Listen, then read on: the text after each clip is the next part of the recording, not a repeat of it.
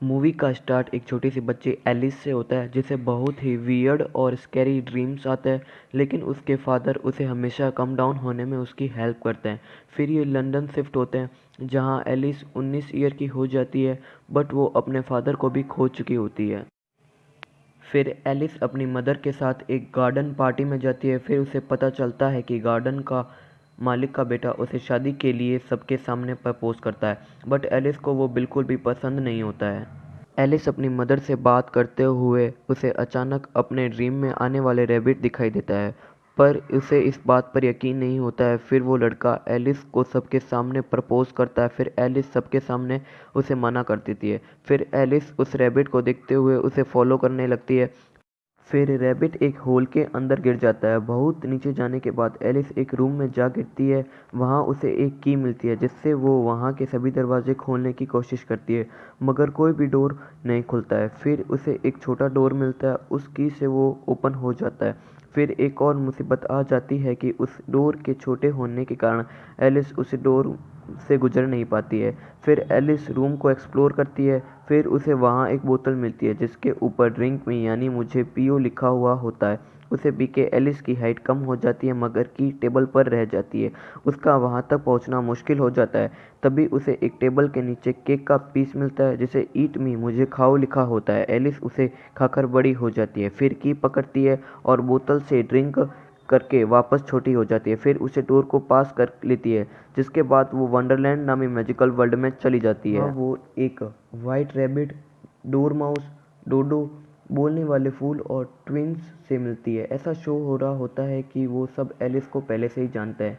वो सब ये बहस करते हैं कि ये राइट एलिस है या रॉन्ग एलिस है। फिर ट्विंस उसे ब्लू कैटरपिलर के पास ले जाता है। जब वो अपना ऑरेकुलर खोल के सामने रख देता है, ऑरेकुलर एक टाइप का कैलेंडर है जिस पर वंडरलैंड की हिस्ट्री और फ्यूचर लिखा हुआ होता है। ऑरेकुलर के अकॉर्डिंग फ्रेबजस डे के दिन रेड क्वीन के जॉबी वॉकर को हराकर व्हाइट क्वीन को उसका थ्रोन वापस दिलाएगी।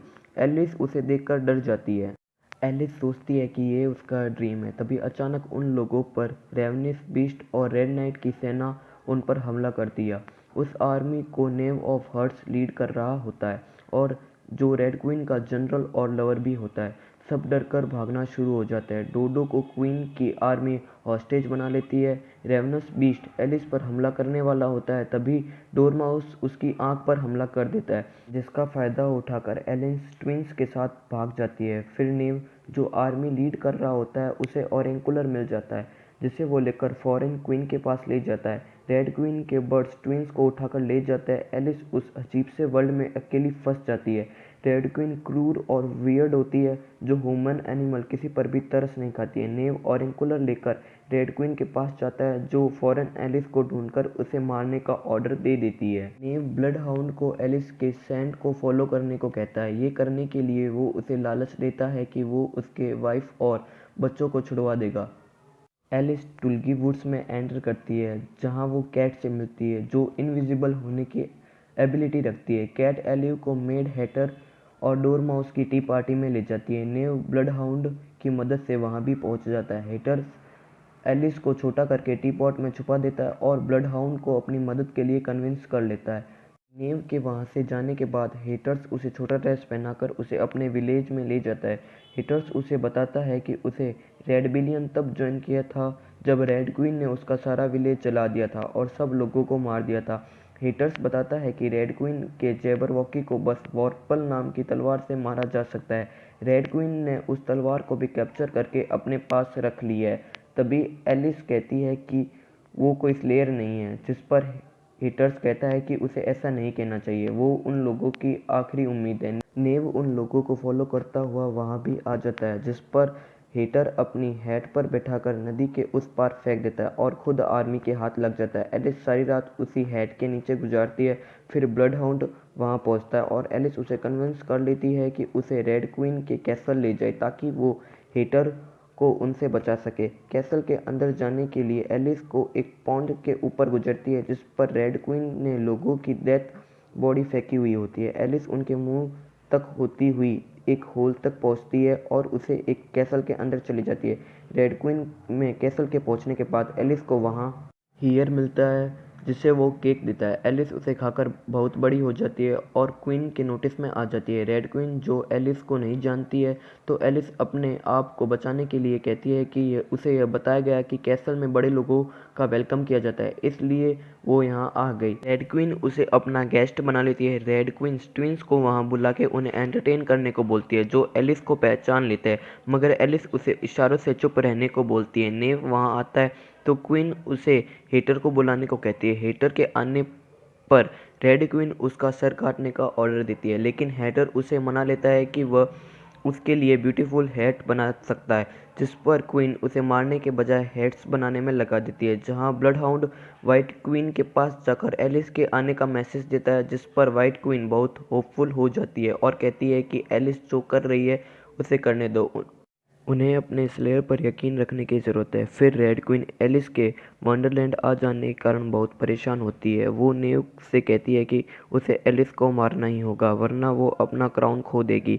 यहाँ हमें पता चलता है कि पॉन्ड में जिन लोगों की डेथ बॉडी है वो और कोई नहीं बल्कि क्वीन के पेरेंट्स हैं। रेड क्वीन और वाइट क्वीन दोनों सिस्टर है, लेकिन सबने हमेशा छोटी होने के बाद भी वाइट क्वीन को ही प्रेफर किया है, जिस वजह से रेड क्वीन इतनी क्रूर और डेंजरस हो गई है। रेड क्वीन कुछ भी हो जाए अपना थ्रोन को खोना नहीं चाहती है। उसे लगता है कि उस पर केवल उसी का ही हक है।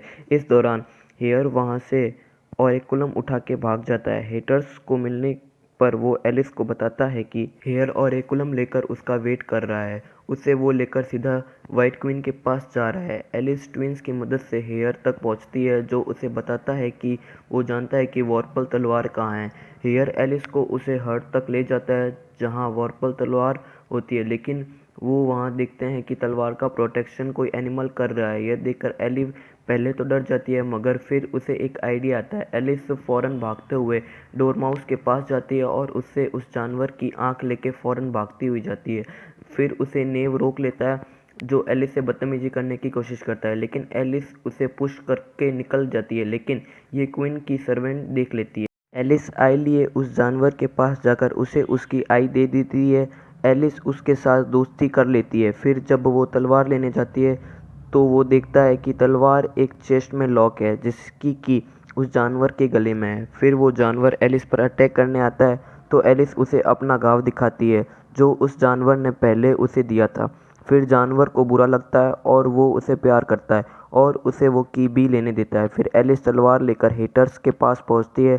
यहाँ क्वीन को नेव की हरकत का पता चलता है, जिस पर तो नेव को सजा देती है, लेकिन नेव सारा इल्ज़ाम एलिस पर डाल देता है और उसे सुन के क्वीन एलिस को मारने के ऑर्डर दे देता है। नेव जब सोल्जर्स लेके एलिस के पास जाता है तब उसे पता लग जाता है कि वो लड़की और कोई नहीं वाइट क्वीन की स्लेयर बन के रेड क्वीन को हराएगी। नेव एलिस पर अटैक करने ही लगता है, तब हेटर्स और डोरमाउस उसे कवर करते हुए वहाँ से जाने को कहते हैं, पर नेव सबको अलर्ट कर देता है। सोल्जर्स एलिस को चारों तरफ से घेर लेते हैं, बचने का कोई रास्ता बाकी नहीं होता है। तभी एंट्री होती है उस जानवर की, जो सबको मारकर गिरा देता है और उसे कैसल तक ले जाता है। वहाँ उन्हें ब्लड हाउंड मिलता है और वाइट क्वीन के कैसल तक ले जाता है। फिर एलिस वाइट क्वीन को उसकी तलवार देती है। फिर क्वीन ड्रिंक देकर एलिस को उसके अपने साइज में ले आती है। फिर एलिस एप्सिलॉन से मिलती है, जो एलिस को कहता है कि वही राइट एलिस है जो फ्रैब्जस डे को वंडरलैंड को उसकी राइट क्वीन देगी। फिर हेटर्स जेल में होता है, जिसकी हेल्प करने के लिए कैट वहां पहुंच जाती है। नेक्स्ट डे जब रेड क्वीन हेटर को सिर काटने की सजा देते हैं, तभी अचानक हेटर गायब हो जाता है। फिर रिवील होता है कि वो हेटर नहीं बल्कि कैट थी। रानी गुस्सा होकर बर्ड को रिलीज कर देती है। हेटर्स, ट्विंस, डोरमाउस, कैट और ब्लडहाउंड की फैमिली उन सब से बचते हुए वाइट क्वीन के कैसल पहुंच जाते हैं। हेटर एलिस को विश्वास दिलाने की कोशिश करता है कि ये उसका ड्रीम नहीं है, ये रियलिटी है, लेकिन एलिस तभी भी नहीं मानती है। फ्रैब्जस डे में केवल एक दिन लेफ्ट होता है। सब लोग चाहते हैं कि एलिस उनकी स्लेयर बने और रेड क्वीन के जैबरवॉकी से फाइट करे। वाइट क्वीन चाहती है कि वो सोच समझकर फैसला ले, क्योंकि इसमें उसकी जान भी जा सकती है और एक बार रिस्पॉन्सिबिलिटी लेने के बाद वह पीछे नहीं हट सकती है। एलिस डर जाती है और वहाँ से भाग जाती है। एलिस जाकर एप्सिलॉन से मिलती है, जो अपने कैटरपिलर का टाइम पूरा करने में ट्रांसफ़र हो रहा होता है। एप्सिलॉन एलिस को याद दिलाता है कि जो वो बचपन में देख रही है वह उसका ड्रीम नहीं था, वो रियलिटी थी। एलिस बचपन में ही वंडरलैंड आ चुकी है, इसलिए सब उसे जानते हैं और उसका वेट कर रहे हैं। एलिस जब यहाँ से गई थी तब वो मेमोरी उसके साथ ड्रीम बन गई। दोनों आर्मी फ्रेजर्स डे पर फाइट के लिए तैयार होकर निकल रही होती है। व्हाइट क्वीन और उसकी आर्मी को लगता है कि अब उसे स्लेयर के बिना ही जाना होगा। तभी एलिस उस जानवर पर सवार होकर व्हाइट क्वीन और आर्मी के पास जाती है। दोनों आर्मी चेस्टबोर्ड की तरह बैटलफील्ड में पहुंचते हैं, जहां व्हाइट क्वीन रेड क्वीन को समझाने की कोशिश करती है कि फाइट नहीं करनी चाहिए, लेकिन रेड क्वीन बिना सोचे समझे अपने जबरवॉकी को फील्ड पर ले आती है। हेटर्स इम्पॉसिबल पर बिलीव करते हुए फाइट करने को कहता है। एलिस अपनी फादर की एडवाइस को फॉलो करते हुए इम्पॉसिबल चीज़ों को याद करने की लिस्ट बनाती है और फाइट स्टार्ट कर लेती है। एलिस जबरवॉकी की टंग कट कर देती है, जिससे वो गुस्से में आ जाता है। दोनों के बीच एक टफ फाइट स्टार्ट हो जाती है। जबरवॉकी एलिस पर अटैक करने वाला ही होता है। यह देखकर हेटर उसे डिस्ट्रैक्ट कर लेता है। एलिस टावर पर चढ़ना शुरू हो जाती है। रेड क्वीन हेटर्स के इस इन्वॉल्वमेंट के लिए अपने सोल्जर को अटैक करने के लिए भेज देती है। उसके बाद सबके बीच फाइट शुरू हो जाती है। एलिस जबरवॉकी को डिस्ट्रैक्ट करते हुए टावर के टॉप पर पहुंच जाती है। जब जबरवॉकी उस पर अटैक करने पहुंचता है तो एलिस तलवार से जबरवॉकी का गला कट कर देती है, शरीर से अलग कर देती है। जब जबरवॉकी का गला फील्ड में आ गिरता है तो वार वहीं रुक जाता है। सब रेड क्वीन के ऑर्डर मानने से मना कर देते हैं और व्हाइट क्वीन की तरफ हो जाता है। व्हाइट क्वीन रेड क्वीन को मारने के बजाय हमेशा के लिए अकेले रहने की सज़ा देती है। किंगडम का कोई भी इंसान उससे कभी भी बात नहीं करेगा। रेड क्वीन की इस पनिशमेंट में नेव को भी उसके साथ हैंडकफ्ड में पार्टनर बना दिया जाता है, जिसके बाद व्हाइट क्वीन जबरवॉकी का ब्लड एलिस को दे देती है, जिससे पी के वो अपने वर्ल्ड में वापस आ जाती है। यहाँ एलिस हिमेश को शादी के लिए मना कर देती है और उसके फादर के साथ बिजनेस की बातें करने लगती है। एलिस हिमेश के फादर को बिजनेस में काफ़ी खुश कर देती है।